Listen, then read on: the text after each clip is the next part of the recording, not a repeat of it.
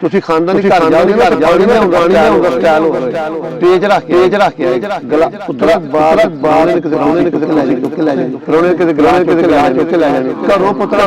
ਤਰਬੀਅਤ ਦੂਸਰੀ ਬਾਤ ਗੱਲ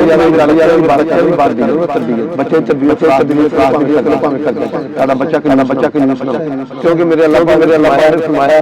ਸਖੀ ਜਿਹੜਾ ਗੁਨਾਹਗਾਰ ਮੈਨੂੰ ਪਸੰਦ ਤੇ ਸੂਮ ਜਿਹੜਾ ਨਾ ਸਰਮਾਇਆ ਨੇਕ ਹੋਵੇ ਤੇ ਸੂਮ ਹੋਵੇ ਤੇ ਗੁਨਾਹਗਾਰ ਹੋਵੇ ਸਖੀ ਹੋਵੇ ਮੈਨੂੰ ਪਸੰਦ ਤੇ ਮਾਲਕ ਦਾ ਸਖੀ ਦੀ ਜਿਹੜੀ ਉਮਰ ਥੋੜੀ ਹੋਏਗੀ ਲੇਕਿਨ ਮਕਾਮ